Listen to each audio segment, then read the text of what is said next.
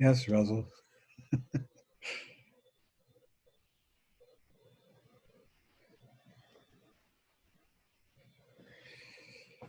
Wonderful to see you all.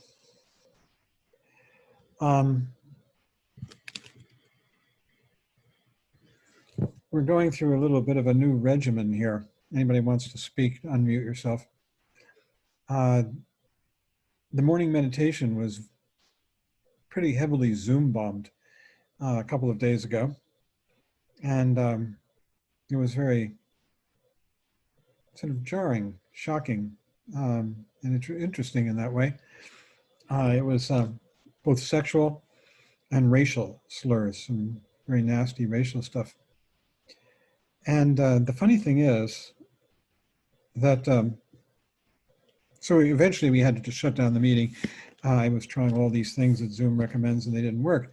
But now we're doing it and it seems to work so far, knock on wood, that we're requiring a password, which everybody obviously has, and then there's a waiting room.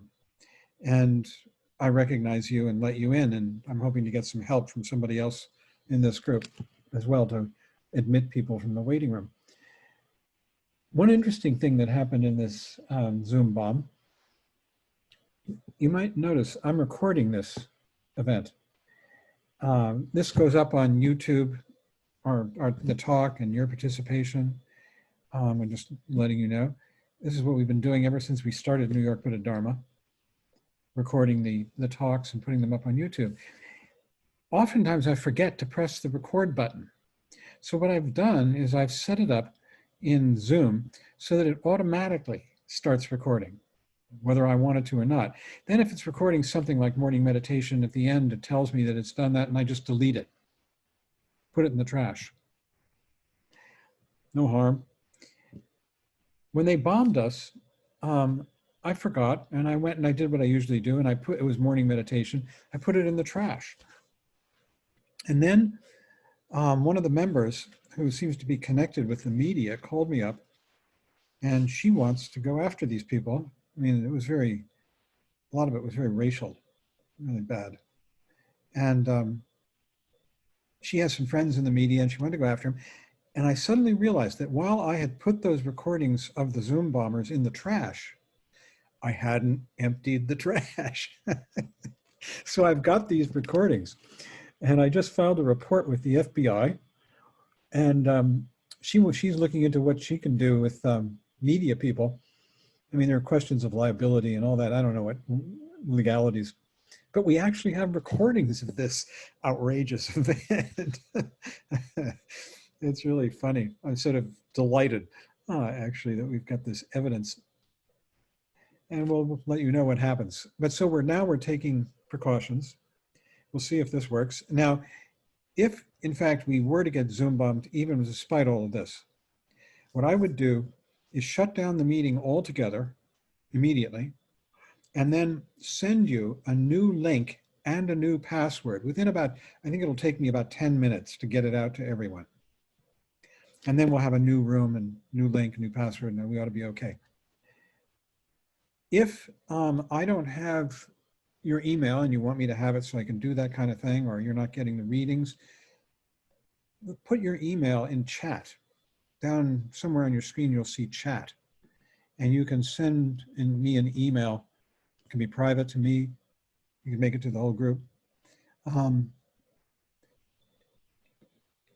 I will send you the password and the link and all of that. And also, if you don't have the readings and you want the readings, let me know that too, and put your email in chat with that information. And then I'll send you the readings in PDF form. There were readings for tonight. Okay, any questions, any comments? You can make comments. Just if you're on a computer, all you have to do is press the space bar and it takes you out of mute. On an iPad or phone, it's a little different, but you can do that too. What happens when you get bombed in it? What happens? What happens is that there are suddenly people in the screen, and they're, in our case, there's acts of obscenity. They're naked, There was one person having sexual intercourse with an animal. Um, and there's a, Live? yeah, I can't tell. I wasn't, I was so busy trying to get rid of them that I wasn't, paying attention to that. I just remember seeing an animal getting it. And then there's a lot of obscenity. And especially there was the N word, and a lot of personal insults because they can see our names, you know. Oh my And God. so, yeah, so they direct personal insults at us. And it's kind of jarring. It's the second time I've experienced it. Colorful. Yeah, Yeah, that's the word for it. Yeah. yeah, yeah. So it'll be interesting to see what this participant who has all these media connections comes up with, and if the FBI responds at all to the report that I filed, offering them the videos. I don't understand the motivation. I don't know. I think most of these people were like looked like teenage kids, maybe in their late teens, and pranking. It's like prank phone calls. Yeah, it's not very bright, but it was pretty coarse. So here we are, and I think we're okay tonight, and probably good. And the topic for tonight. Anybody have anything else they want to bring up? Nope. Okay. It's nice to be in the warm embrace of the Sangha. Oh, Tony, welcome back. Tony's an old friend, and she's joining us from Las Vegas. It's wonderful to have you. Thank you. Really great. John, Okay. Yes. can I say something quick? Russell, go ahead. I'm just kind of tuning back in, as you know. So I'm just wondering if you care to make any general comments about just generally what's been going on in the last few months with the pandemic, the self-isolation, the sort of heightened sense of sort of fear and confusion in terms of practice. And I don't know, that's something I've been struggling with. So I don't know if you can say anything about that. Yeah. I think we all are feeling the effects of this very powerfully. And I think it, among other things, provides us with more motivation to practice because practice is all about sanity. And certainly the events of the last few months have been so different that they make us feel as though we're sort of on the edges of what is sane, what is, what we've come to expect. At the same time, I think it's a huge wake up, at least for me. I mean, I'm 75 years old. How that happens, nobody knows. and I get chuckles from all the other people who are experiencing the same thing. The time just goes like this. And I'll tell you, I do a practice, it's from a particular text, and there are reminders in it. And one of those reminders is that I particularly love, is that at the time of your death, your memories of your life will be of no more significance than last night's dream.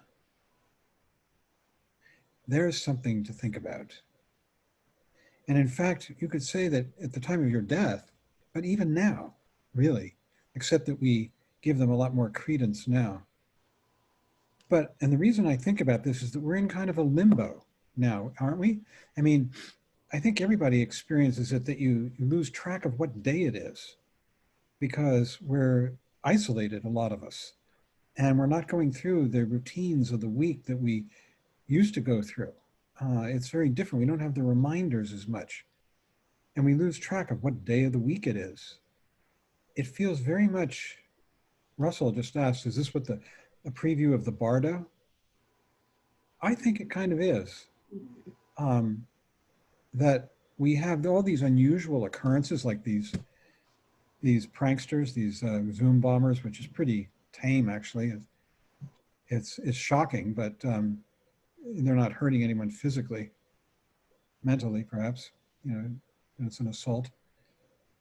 But I think that very much that this is an opportunity for us to practice our meditation, practice a kind of letting go of reference points, which is we're enjoined to do all the time by the teachings, letting go of the reference points of I and other, these mythical reference points of where I am, what my location is. I mean, we're in the middle of an ultimately infinite expanse of universe.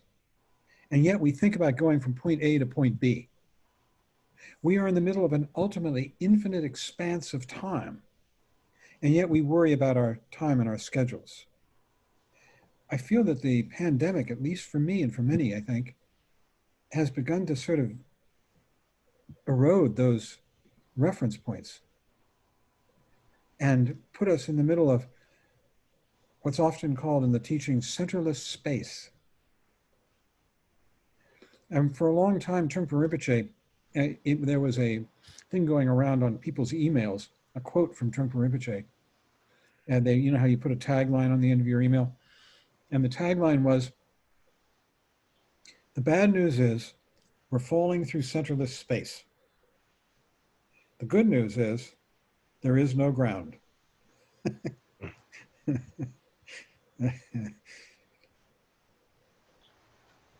I feel like the pandemic is sort of, I mean, don't you think when the pandemic ends and if things return to normal, it's going to be a reimposition of some very arbitrary reference points and boundaries and measuring sticks? Anybody? I feel like it's very much our sort of normal reference points sort of got uprooted because all of a sudden you're watching the news and that has its own consequences, it seems.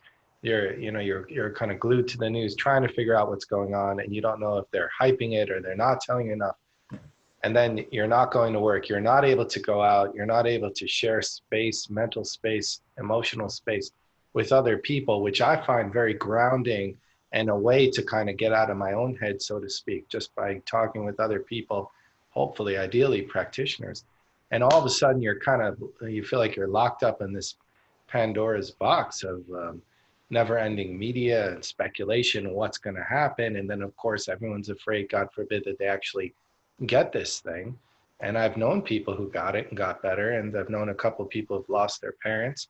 I mean, it's not that it's not real, but at the same time, it has this kind of unreality to it, because for the most part, you're experiencing it through these boxes or screens or whatever the hell you call them. So to me, it's been really disorienting. And, it's sort of life and death, and then it's like this cyber dimension to it. And it's pretty bizarre. I find it pretty disorienting myself.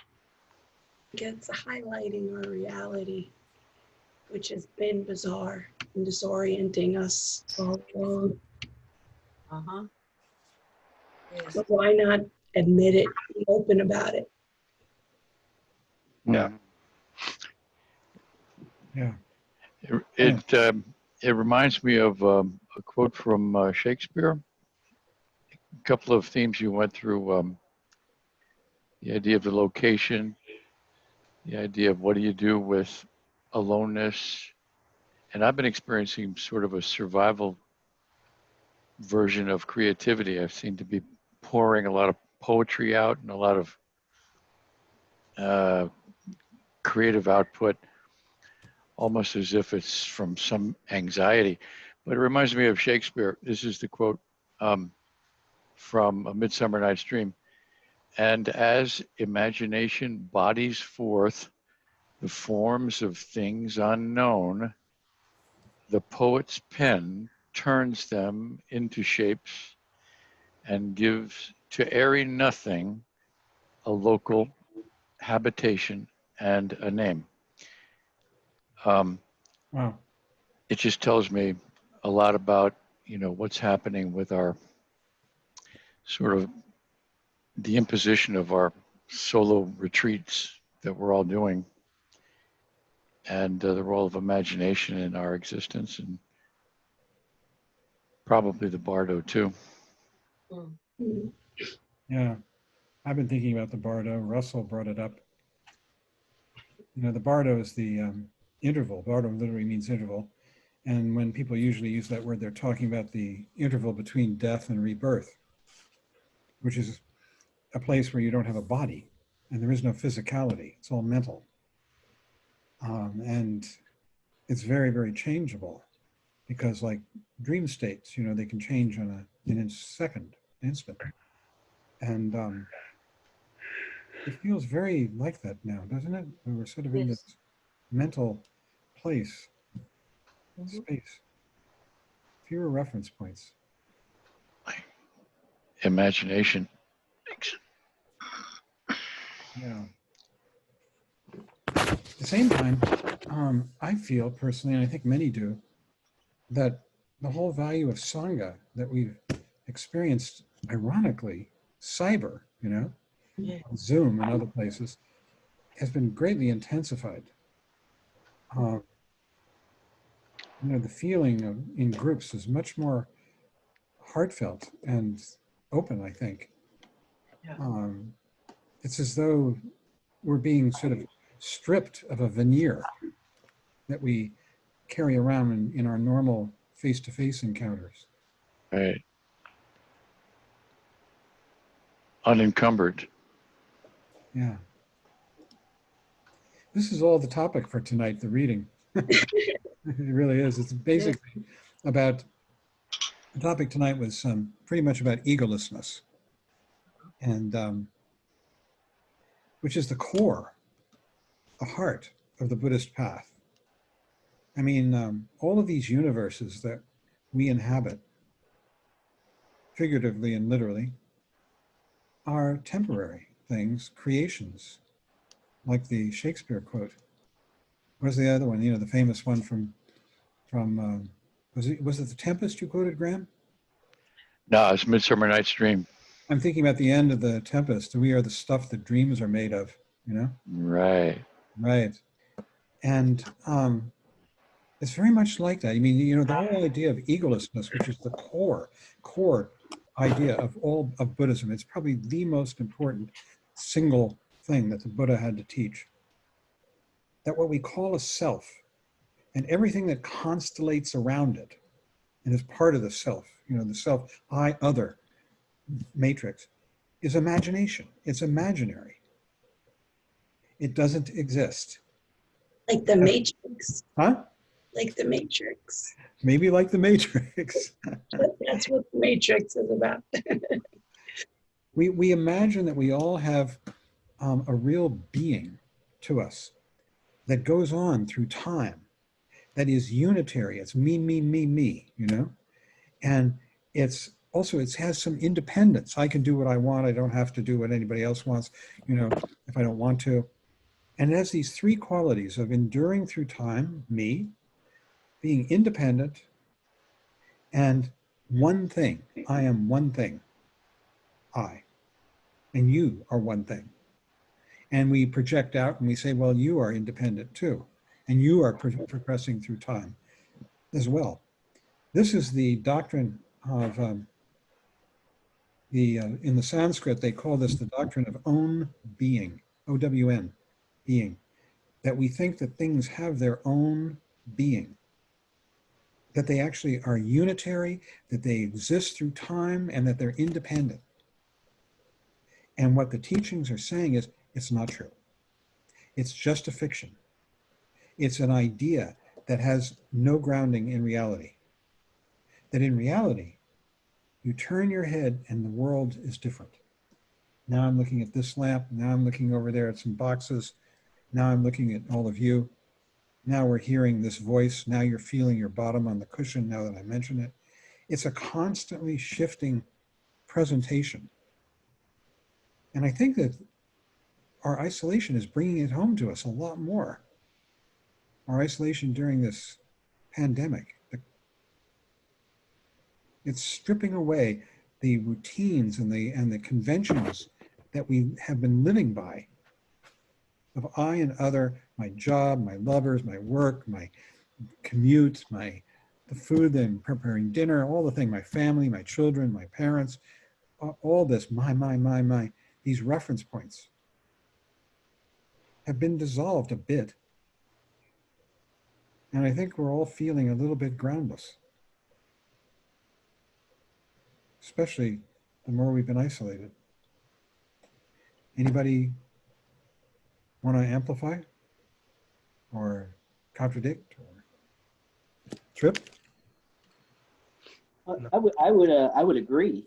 I think there's, you know, we have a business with 30 people, and where we would, you know, plan on a quarterly basis and on an annual basis, all of a sudden we find ourselves planning on a day-to-day basis, and not just dealing with, you know, the responsibility of work and things that need to get done, but dealing with people's lives, and, you know, people dealing with illness and quarantine, and, you know, my mother-in-law tested positive, or this and that, and it's a very, very different, you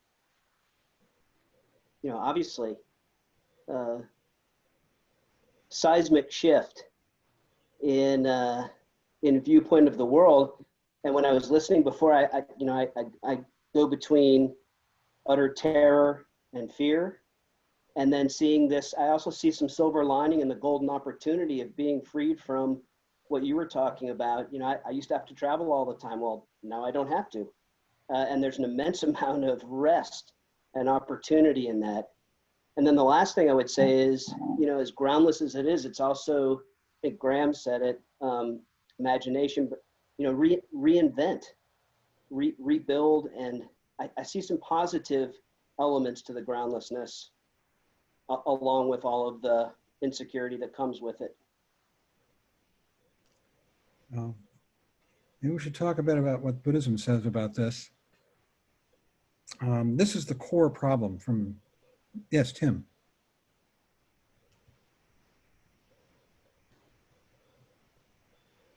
I think what I heard Russell say makes sense to me, but it doesn't very accurately describe my experience, because the job that I was doing for the last 25 years was very isolating. And so now that I'm not doing that job, I feel much more connected to friends and loved ones. I have much more time to do my practice. And yet, many of the considerations that I associate with my identity, like somebody has to pay my mortgage, somebody has to claim unemployment every Sunday, somebody has to go grocery shopping, and somebody has to prepare my food because I'm by myself. None of those considerations have changed at all in this situation. So there are certain things as the week goes on, helping to take care of my neighbor, and some little projects that I'm involved with that make every Tuesday different from every Thursday. But in many ways, nothing has changed, except that I have more freedom. It feels like I have more freedom to make choices than I did when I was holding up this identity as a stagehand, which is now not finished, but it seems to be, you know, in pause mode.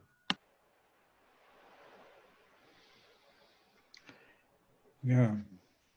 Yeah, I can identify with that. I feel closer with my family, my biological family, because of the Zoom sessions we've been having.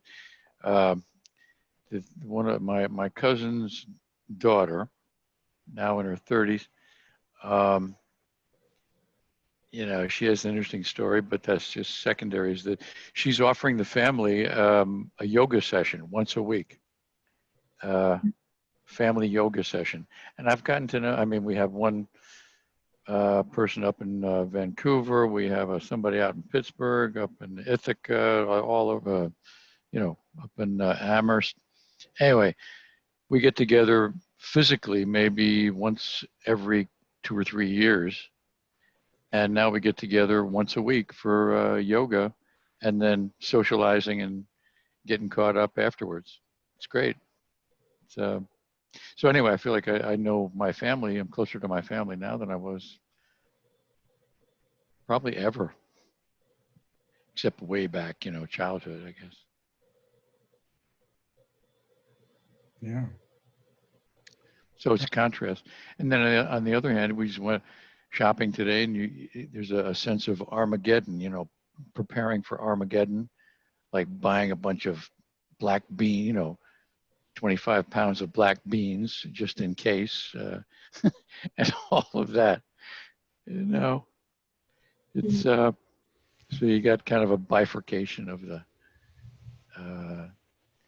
the approach to existence. I think it's quite nice that other things have had the opportunity to exist through the pandemic. For instance, the ozone has repaired itself, and all the incidences with animals taking over everywhere. It reminds me of how important humanity lifts itself up.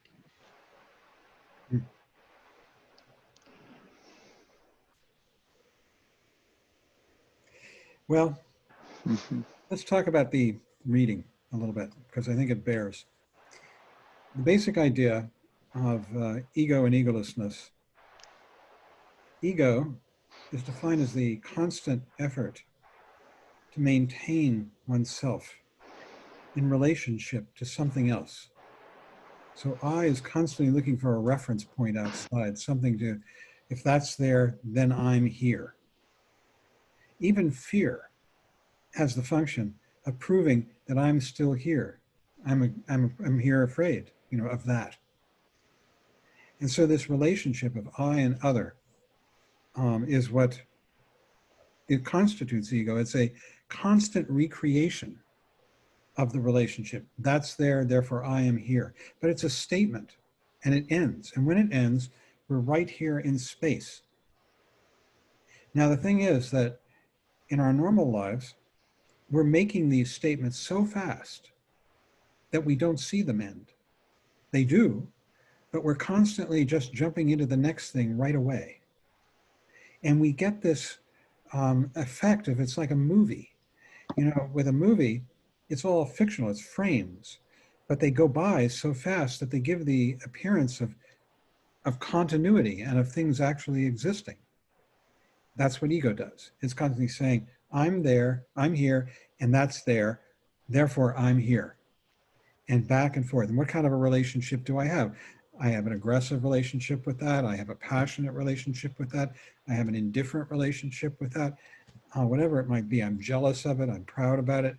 And it's these frames going by so fast that they create a story, which is really what ego is. It's a story, an ongoing story. And we don't see the gaps, just like you don't see the gaps in the frames of a piece of film that you might see in a movie theater, if any movie theaters are still using film.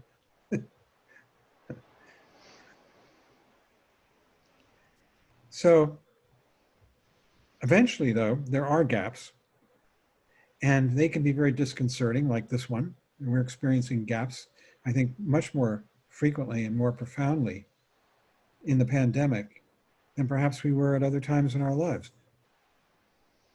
But the main point is that this is a false belief that I actually exists as an ongoing, solid thing that has a beginning and an end.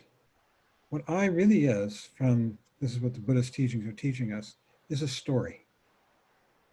And to the extent that we're caught in that story, we are enslaved to the story. And this is what samsara means. This is what, when they talk about the karmic chain, being bound by the karmic chain, it means we are trapped in the story.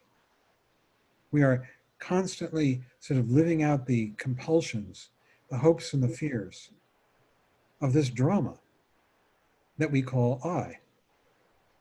And it can get nice and it can get really painful. And we can complain about it. There are two stages to beginning to free oneself from this false belief. The first stage is what we're doing here, considering it conceptually. And we begin to amass another story, a counter story, you might say, a conceptual explanation, and become convinced of it, that what we call an I is just a momentary creation relative to other. If that's there, then I'm here. And what's our relationship? That's the first stage. The second stage is more profound, although the first stage can be very profound. The second stage of understanding egolessness is meditation, in the true sense of meditation, not meditation as a soporific, as a way of calming oneself, of achieving some kind of peace, but meditation in the sense of achieving awareness, complete, brilliant, on-the-spot awareness. And when one does that, when one is completely aware of what is happening in the present moment, all the thoughts of I and other evaporate. There's no room for them. And we begin to experience the world in a different way. It takes a lot of practice, perhaps, for many of us. But nonetheless, it begins to happen more and more. And we begin to step into a kind of awareness that is without that interrupting story, that film that we're constantly seeing the world through of judgment, good and bad, hope and fear, fright, sorrow, pride, and all the rest. And we begin to see it as it is, stripped of the stories. The more we come present, and this is really what Vipassana meditation is about, is coming completely present. Here, awake. See, we already are here. It's our nature to be here, but we overlay it with thoughts, with dreams. And we get caught in those. It's like a figure ground problem. Years ago, I watched Trungpa Rinpoche give a lecture at the University of Colorado. He was teaching the Trikaya, the three bodies of the Buddha, one of the most profound and gorgeous and complicated doctrines in all of Buddhism. And he went to the blackboard and he picked up a chalk and he drew a picture of a bird, stick figure. And he asked these kids, undergrads, what's this a picture of? Eventually, some kid raised his hand and he said, it's a picture of a bird. And Rinpoche said, it's a picture of the sky. There it is, the whole thing.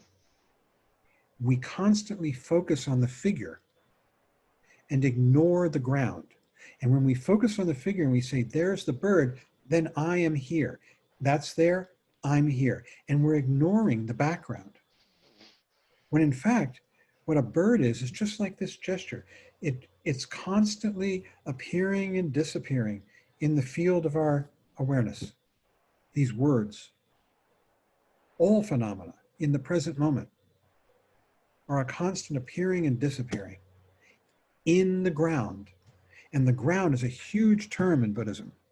Very, very important, especially in the higher teachings. The word is, it's talked about differently. Sometimes it's called space, and then it's called dhatu in Sanskrit or yin in Tibetan. Sometimes it's called the alaya, which is like the fundamental storehouse, because the ground, out of the ground, everything arises and passes away back into it. These words, they arise out of the ground and they disappear back into it. This gesture arises out of the ground, this space, and disappears back into it. So the whole idea, here's a quote from this chapter, the reading we did. He says, so the whole idea is that we must drop all reference points, all concepts of what is or should be. Then it is possible to experience the uniqueness and vividness of phenomena directly. Flashing and constantly appearing, very beautiful, continually, utterly transitory. Everything is utterly transitory. As soon as it appears, it's going away. As soon as it's born, it's dying. You can't even say what was born, it's already gone. Like these words. There's a line from the Sadhana of Mahamudra that I've always loved. If you ever want to do that, we do that at the beginning of each month in the evening. It said, good and bad, happy and sad, all thoughts vanish into emptiness like the imprint of a bird in the sky. All thoughts vanish into emptiness. Good and bad, happy and sad. Then he talks about how do we do this? If we have ambition in our meditation and we get caught in that, that becomes a problem, because that's another story. That's the story, the fundamental story of ego, which is one of self-improvement. That's what ego is all about, making it better for me. So we really want to get rid of this kind of ambition and just relearn how to appreciate whatever is arising. And that means that if we're having thoughts, you don't say to yourself, I'm a bad meditator. Darn it, I've got these thoughts that I can't get rid of. If you're having nasty thoughts, you know, the ego's point of view is saying, I wish I were more pure. I wish I didn't have these nasty thoughts. What meditation requires, and this is a neat trick, is that you bring awareness to everything, including all the thoughts, every single one of them, non-judgmental, clear, pure awareness. And if you have judgments, be aware of that. It starts somewhere in the mind. It's just like being aware of this, what we're sitting in the middle of right now, you know, the hands and the voice. You can do the same thing with your brain, non-judgmentally. You can't pick and choose. It's just all about awareness. And when one begins to do that, you begin to lose the reference point of I, because I is always about making things better. Always. Self-improvement.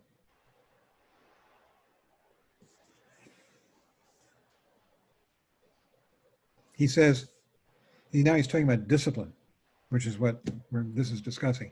So discipline is an appreciation of your own shortcomings, a feasting on your own shit, rather than punishing yourself all the time. Isn't that great? Rather than punishing yourself all the time. It's terrible the way we beat ourselves up. And it's a waste of time. It's counterproductive. It's anti-Dharma. Finally, he says the more discipline there is, that is coming present, the more sanity is going to develop. It's sanity. Sanity is based on seeing what is happening around your world and going along with that particular pattern. It's always, always coming back to awareness, to simple, non-judgmental, unambitious, clear awareness. And in doing that, we let go. We let go of our ego. We let go of our intent. We let go of reference points. And then finally, he's talking about vipassana, which is this is the meditation we're talking about. You can do it on the cushion. We just did. Coming back, you know, seeing your thoughts and then you're back. Resting in the space, going out with the breath. The breath dissolves. You dissolve with it. That's the key, is that you are the breath. And as the breath goes out, you dissolve with it into the space. And then there's just this, space and awareness. Out breath, dissolve. This is shunyata that he's trying to teach us. Emptiness, voidness, ultimate reality. And here's the thing. He says this too about this. He says, where is it? He says, you can't try to get rid of suffering too much. You need it to inspire you to get rid of it. This is the way the path works. You need to have it around, and then it makes you want to tread the path a little more. You know, when you're unhappy, you say, oh, you know, I've got confusion, all this, I better meditate some more. And what happens is that this watcher, the watcher is the one who sits back and sort of gauges how I'm doing. Am I a good meditator? Am I a bad meditator? Am I doing well in the pandemic? Am I not doing well in the pandemic? I think of it as like a parrot sits on my shoulder wearing a Keystone Cop hat. And it's saying, ah, that's good, ah, that's bad. Trungpa Rinpoche called that voice, the watcher, the hitchhiker. You don't need it. It's extraneous, it's extra. It's a hitchhiker. And the whole point is what happens when your meditation begins to take hold is that the watcher dissolves. And there's just awareness of what is happening in the moment. if only for a second. And this is the essence of Vipassana. And it's best done. I mean, you need to be doing it on the cushion. We all do. But it's most powerful when it's done off the cushion, as you're walking down the street, as you're talking to a friend, as you're listening to a talk, as you're speaking. Then you come present, you come awake, letting go of the dreams of self-improvement and just seeing. That's the most powerful point of Vipassana. And that's when egolessness begins to happen more and more. He says a glimpse of awareness, just a glimpse even, cuts through the karmic chain reactions by producing a little gap, chaos to ego-centered karma. That's what awareness does. Chaos to ego-centered karma. He says, here it is.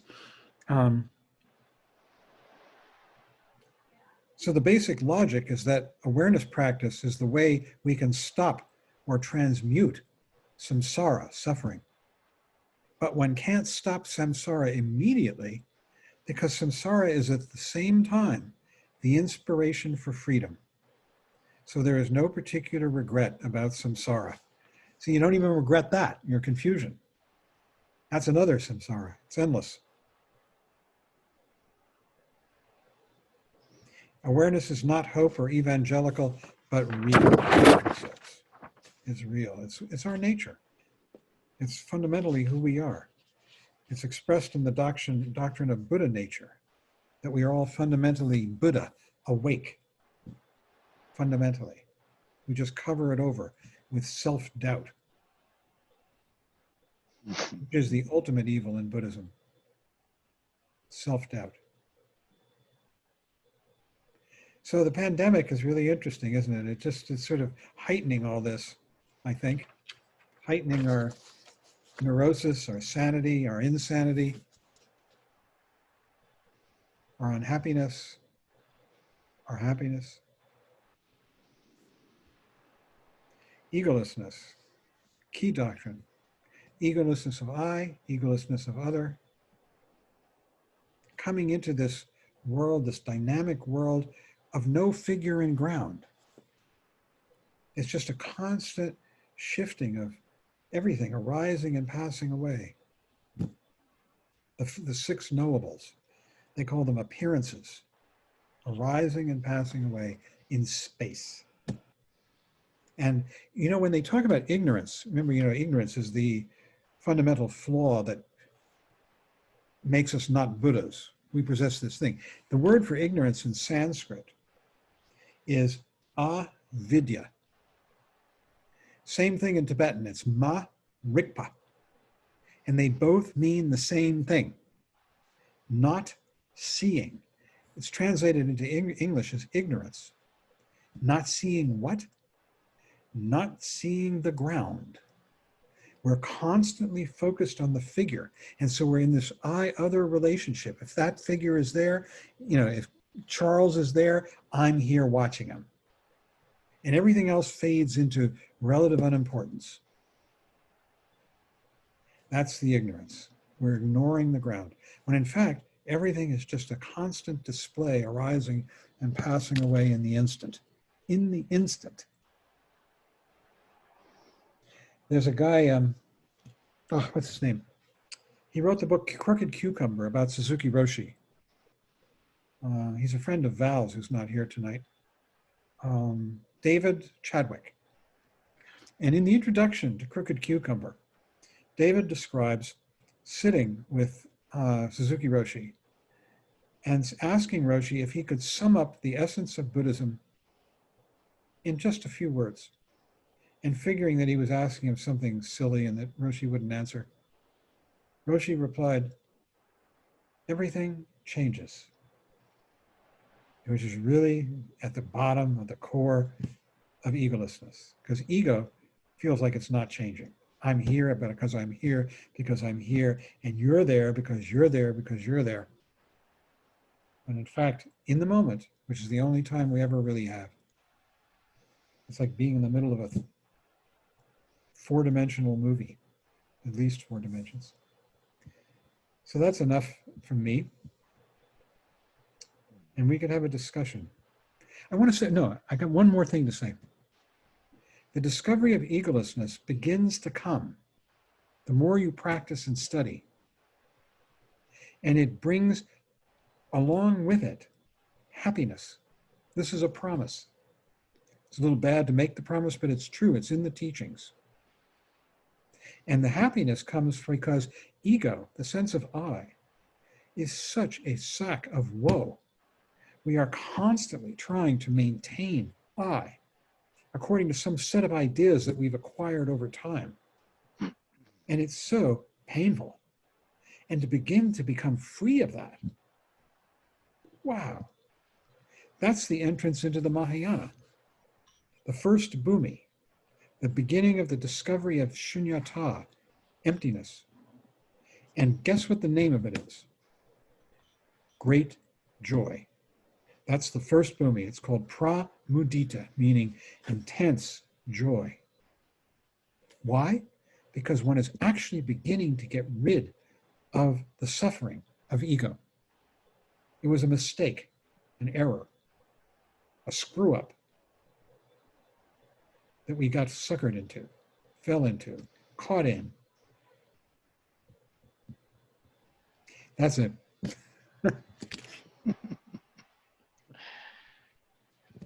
So let's see, who wants to?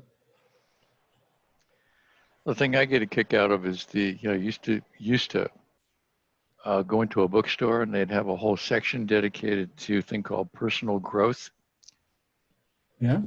And it always made me think of going to the doctor, and the doctor tells you, hey, I'm sorry to say you have a growth. And I said, oh, that's terrible. That's terrible. Hey, wait, it gets worse. It's personal. That's good, Graham. I like it. We all have personal growths. Personal ego is a personal growth. Ugh. Okay. Yeah, look out, you're growing a person. Uh-oh. Like a little personal me. growth, yeah, right. Little me. Remember that movie? The guy had a little version of himself on his shoulder. Thing, right? Yeah. Yeah. Oh. I actually want to say that since our discussion last week, I have been tasting a little bit of what you're talking about, because I realized that when I was watching my breath, I was making the breath into something, and that if I was then watching the something, I was becoming something too. And so if I could dissolve myself and my breath, just let everything dissolve into the space, then it felt like this kind of relief of not having that watcher as a I guess as a self. And so I've been thinking about that, that maybe even the practice itself can have this risk of getting me caught in the trap of ego. Thank you. Our lives are a constant challenge to ego. That we're constantly finding ourselves in situations where we say, no, I can't be that person. And it's very painful when we find ourselves in those situations. I can't be the person who suffers that way, who's treated that way, who's insulted that way, who's left that way, or whatever it might be. Who's alone, who's ill, whatever. And we're constantly being challenged to let go of those preconceptions about I, and to step into openness with whatever is. Which could be, at least it says here in this reading, I didn't emphasize it, a great joy. Or he says a little joy. Let me read how he says it in the end. He's like, he's very cautious, doesn't want to offer any promises. He says, We learn to see things very clearly, precisely, maybe with a tinge of joy. It's like he just doesn't want to lead us on. A sense of lightness and at the same time fullness, constantly, beyond duality, beyond I and other.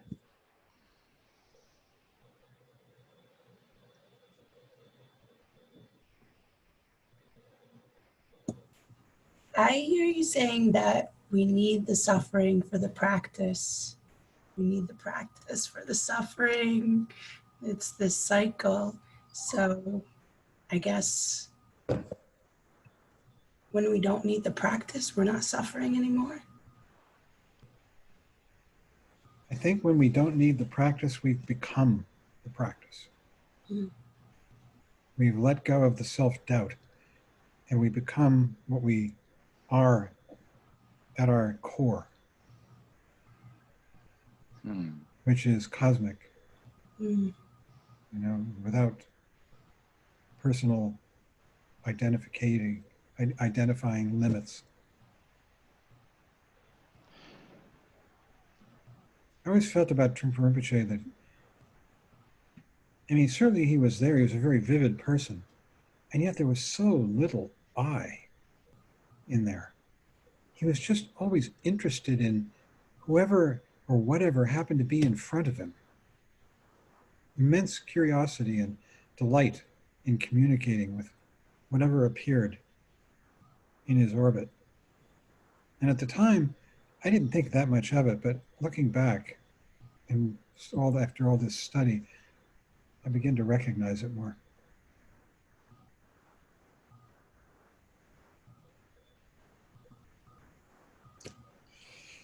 I loved what you said about avijja, through. And I agree with you that ignorance, I think, is a poor translation of it. I also don't like the translation of ego, the non-self, or anatta. And it's used a lot. And the reason I don't like it is a lot of people misunderstand it and they conflate it with a Freudian ego, or the ego as if someone is egotistic, they think that they're braggart and they're selfish and they're more of a narcissistic type of a personality. And that one that is humble and good and kind and giving and generous doesn't have an ego. But that's not what it's pointing to. It's the idea that there is a self that's independent and changeless through time that's the problem. Something that we think is there that's not.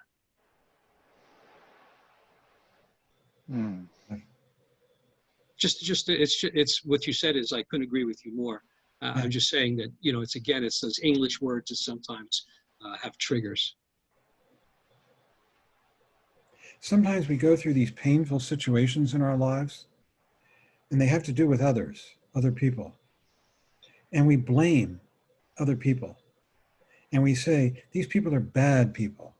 They're hurting me. They're doing things to me because they're selfish. And I want to expose them. I want to send them to jail. I want to do whatever. I think that's a tremendous, for me anyhow, it seems an opportunity to see ego, my ego, in action. In action. Actually, Dzongtsar Khyentse Rinpoche, he's an interesting teacher who's abroad these days, said, if you want to find your ego, consider where and when and by whom you've been wronged. Yeah. That's a good one. Yeah, it immediately just sucks right in there.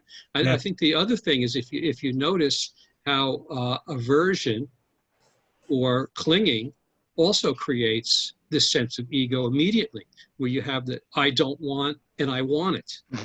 And there's that it automatically bifurcates into the I of the subject and then the wanting of the object, the subject-object pair. I find too that when I feel like I've been wronged, the more powerful and the wrong is. Yeah. And then I think, what if I just gave up being mad or hurt about this? Well, if I did that, I'd lose all my reference points, my bearings. Who would I be? Mm. You know, I would have to give up wanting to be the person who these people don't want me to be. So it's a huge challenge, you know, when you've been wronged. It's a challenge to your preconceptions about who you are and what you need and what you should be and what you want to be and what you can't do without. It's a challenge to one's egotism, I think. Yeah. And it brings on a chance for inquiry of to ask the question, who's hurt here? Who's wronged? Who's upset? Can you find that person? Yeah.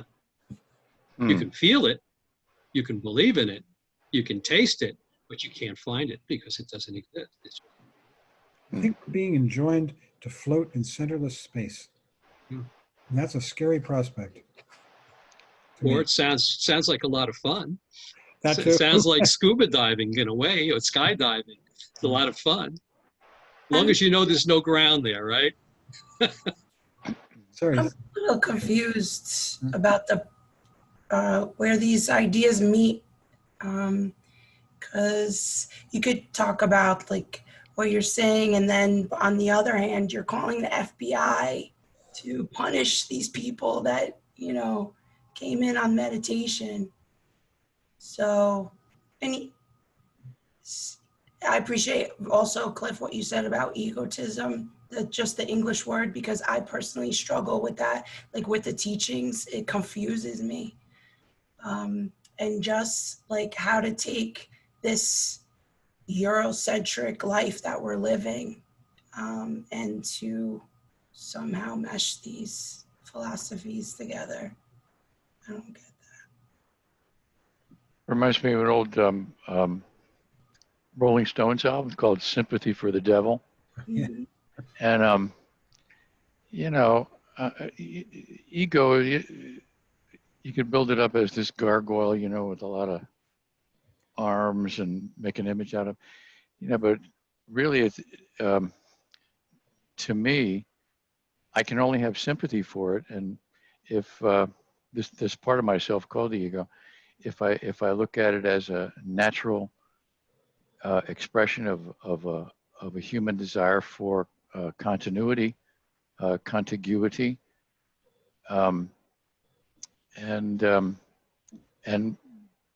understanding it in that way, I can have some compassion for it and maybe just relax some of the tension around it, and I find maybe I'll find that it can you know, move through a little bit more easily. It's sort of like Aikido as opposed to boxing or karate. You know, you go, you know, or you can just go, come here, you know, and just use compassion for the ego to Compassion for the ego. make it go. Yeah, compassion for the ego, because it's just the expression of a desire for continuity, which I think is pretty normal, pretty, you know, that's what we're saying on the other side of this pandemic response. When I want to survive, you know. And anyway, sympathy for the devil came to mind. Robin, you haven't said anything. Do you have any contributions? Well, I just can't wrap my head around the self-help thing, because I feel like I'll speak in the eye that, you know, I'm told by society and, you know, that all these things are wrong with me, you know, and I need to improve. Meditation is one way to improve my mental state, my emotional state. And so I guess the person who is feeling like they have to improve is the ego then. Is that what you're saying? It's the ego telling me that, you know, it's the ego that takes that person to the section in Barnes and Nobles and to the self-improvement section, right? Is that, that's telling? And Personal growth. so meditation is that place where we're just one with what is, and that's what we're doing with the breath is trying to overcome the ego? Is that what we're doing? Silencing the ego? Working with the ego? Yeah, I think so. One way of putting it. Because I feel, my meditation now has been so wonderful, and I feel like I'm feeding off the breast of, of internal energy. It's just a feeling of, a feeling, a communal. It's just so wonderful, the daily practice that we're doing in the morning. It's incredibly changing my life. And in my interpersonal things lately, I can see that I have that feeling of stopping. Like the ego is not the first one. I can almost catch it sometimes. Of course, I'm not at that place where I can catch it, but I can see it. Now I see the entrance of it, I think the more we do the practice, the more effect it has. It just wears away. Like water dripping on a stone, that old analogy. Yeah, and like what you said, I don't know when it was, Saturday or Sunday, it was like breath in, breath out, aware. And I've been like taking that mantra with me like all day long. And that's true, it's easy to be peaceful on top of a mountain, but it's not, day-to-day life is when you have to really put your practice to work. So thank you. Got a lot out of today. Trip? You had something? Good segue, Robin. I was thinking I was on a bike ride with my son on a quiet country road, and somebody had gotten under my skin last week, and I was in a pitched battle, or my ego was putting me in a pitched battle, and I found I was mumbling to myself when I was riding my bike because I could observe, I could see my neuroses, but the more I kind of resisted, I was looking up the word for it, the Chinese finger trap, where you put your two fingers in, and the more you try to pull, the more you're screwed.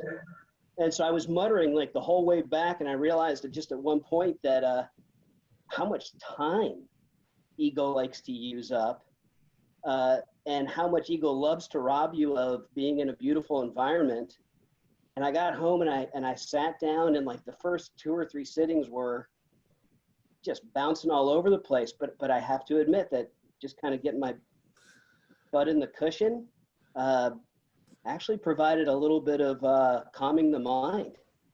It wasn't instantaneous or miraculous. It still took a couple more days to get through it. But the Chinese finger lock is now the image I invoke when I try to wrestle. I share it. It was futile trying to battle it. Yeah.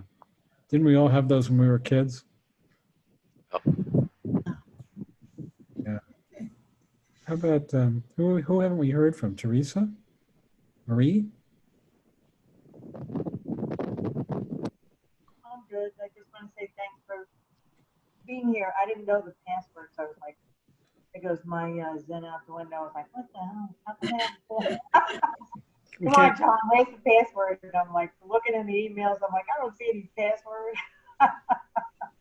So I was late. Sorry about that. But it's really, really good to be here. And in the beginning, when they started talking about the pandemic, I'm like, I don't want to talk about the pandemic. But this is reality, and it's fine. It's fine. And I actually don't really watch the news, which sounds ridiculous. But I work from home, and it's just too distracting. So I'll call my mom, and she's fun, because she watches a lot of, Mom, what do I need to know? What's the weather? What's going on? Is like everything. But I, again, to be out, and I actually went to the beach. I was like a little freaked out. I was like, oh, all these people. But my cousin lives in Long Beach, and we went there, and we stayed away from the people and swam in the ocean, and it was amazing. That's like the most social thing I've done, besides hiking and stuff. But I actually went to the beach, and there was no traffic, and I was happy as a clam. The water was like 75 degrees, and it was just great. But thanks, John, and thank you all for your feedback or input. Thank you, Teresa. Marie, you haven't said anything, haven't you? Yeah, I don't know. I just wanted to say that this whole pandemic situation was really hard to me because I realized that when I was is outside of my ordinary life, right, and I had to deal with my emotions and feelings. I realized that there are so many things that I have to face and um, just clear up with myself, which I didn't see before in my regular life, you know, because I would go to work or to school or do like different stuff. But when I stayed at home and I had much more time, even for meditation or doing yoga or whatever, which is great. But I found out that there are so many like fears that I have inside of myself and anxiety that I have to deal with.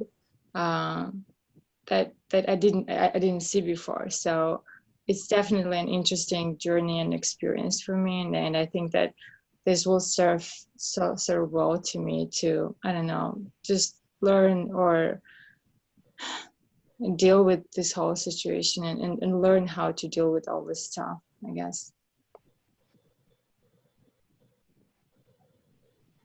Nicole, you haven't said much. Yeah. Hmm. Would you like to say anything?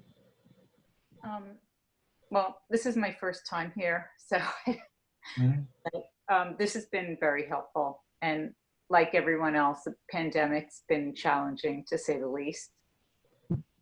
And John, I really appreciate you doing this. I heard you at the Shambhala Center, Yeah.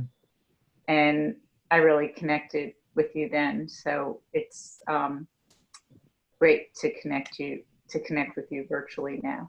Oh, thank you. Yeah. So I guess the pandemic has silver linings. Yeah. Yeah. Who else? Who else have we haven't heard from? Joe? You a little bit.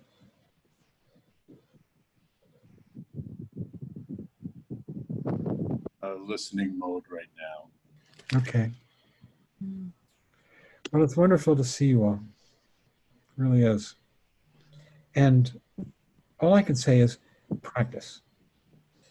I mean, I tell you, for years, you know, and especially when I was working, my practice was so irregular. And I'd go off and I'd practice intensely, like I'd go into a retreat for a month. Then I'd come back and for weeks, I'd barely practice at all. And Trungpa Rinpoche always said, just do it. It works. And I want to tell you, it was really true. Just do it. It works. And I recommend coming to the morning meditation for two reasons.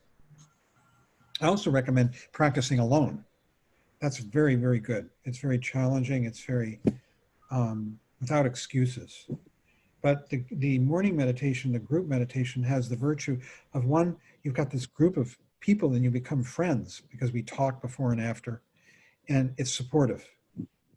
And the other thing is that you are constantly being, you know, guided onto the right path. The one path you want to avoid is using meditation as a soporific, you know, as kind of a sedative. Here's a famous quote from Trungpa Rinpoche. Meditation, people think meditation is a sedative, but it's not. It's a laxative. The more you do it, it just brings stuff up, you know?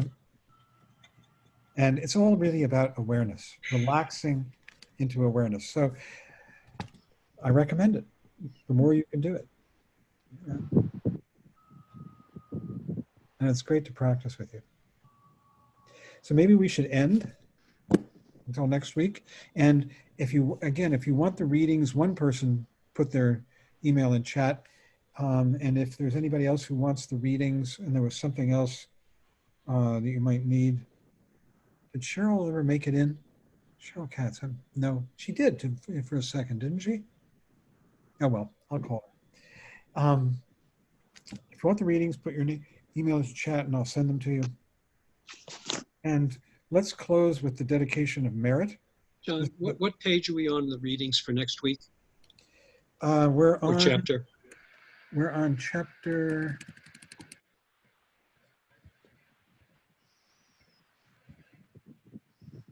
4. Okay, thank you. Mm-hmm. Yep, semester 2, chapter 4. Can you put up the dedication for me? I'm going to put it up as soon as I can find it here. Here we go.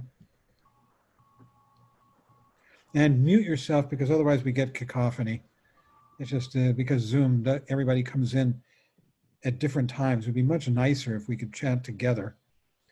But if we do that, it sounds totally screwed up. So here we go.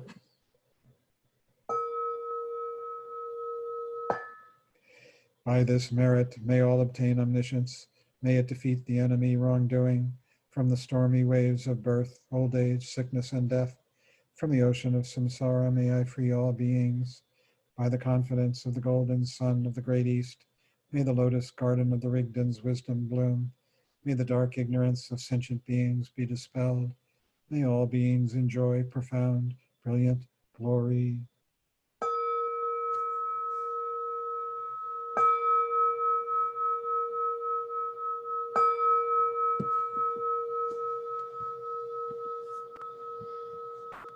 Okay. I'm going to unmute everybody if I can. No, I can't. You have to undo it yourself. For some reason, I don't understand. All right, folks. Okay. Thank you, Right. Tony. Thank you. See everyone. Everybody. Bye. Bye-bye. See you in the morning or next week or whenever we get together again. And Okay. if anybody wants to talk to me, a couple of things. If you want to talk, send me an email. You can send it to New York Buddha Dharma, and we can have a talk about your practice or whatever you want to talk about. There are people doing that. And that's it. If you can make a donation to New York Buddha Dharma, be great. And if you can't, don't worry about it. Thank you. Okay. Thank you. Bye all. Thanks. Bye. Bye. Right. Good night. Bye, everybody. Bye, Leanne. Bye. Take Bye, care. Lydia. Bye, Roberta. Bye, Bye, and Tony. Bye. bye, Russell. Good to see you, Russell. After all this Nice to see you. time. Bye, everybody. Nice seeing everybody. Nikki. Bye. Yeah. Take care, everyone. Yeah.